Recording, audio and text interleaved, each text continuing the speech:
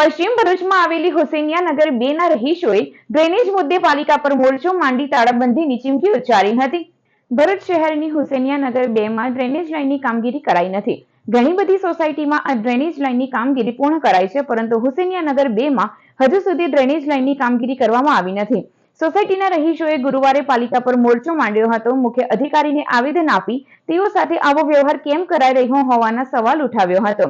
આજે નજીવા વરસાદમાં પણ સોસાયટીમાં સ્થિતિ વણસતી હોય 10 દિવસમાં ડ્રેનેજનો ઉકેલ નહીં લાવવામાં આવે તો નગરપાલિકાને તાળાબંધીની ચીમકી આપવામાં આવી હતી। ભરૂચ નગરપાલિકા અંદર આવતી હુસેનિયાનગર 2 ની અંદર ડ્રેનેજ લાઇનનો એટલો બધો પ્રોબ્લેમ છે કે આ લોકો નગરપાલિકા કોઈ ઉકેલ લાવી જ નથી શકતા। કારણ કે 2024ની અંદર 22/2ના રોજ અમે ગુરુવારના રોજ એ લોકોને આવેદનપત્ર આપીને જાણ કરી હતી કે અમારી સોસાયટીની ડ્રેનેજ લાઇન નથી આવી। ઘણી બધી સોસાયટીમાં આગળ પાછળની સોસાયટીમાં આવી ગયેલી છે, પણ હજુ અમારી સોસાયટીમાં આવી નથી ડ્રેનેજ લાઇન। અને આ ચોમાસાની સિઝન છે, ચોમાસાની અંદર અમારા ઘરોની અંદર આજે જ એટલો બધો વરસાદ પડ્યો હતો કે મારે ઘર સુધી પાણી આવી ગયું હતું। પણ આ નગરપાલિકા ખબર નથી અમારી સાથે કેમ આવો વ્યવહાર કરી રહી છે। અમને એ જાણવા નથી મળતું કે આ લોકો અમારી સાથે કેમ બીજી ઘણી બધી સોસાયટીમાં થઈ ગઈ છે ડ્રેનેજ લાઇનની કામગીરી।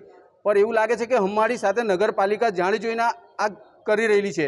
તો અમને એવું લાગે છે કે હવે આના પછી જો નહીં થાય, આના પછી 10 દિવસની અંદર તો મારે ના છૂટકે આના પર બહુ મોટો એક્શન લેવો પડશે। હું નગરપાલિકાને જાણ કરું છું કે તમને નમ્ર વિનંતી બી કરું છું, આવેદન બી આપું છું। આજ છેલ્લો આવેદન, પછી આના પછી ઉગ્ર આંદોલન કરીશું અને તમારી ઓફિસને અમે તારા મારીશું, ખુલ્લી ચેતવણી આપી છું।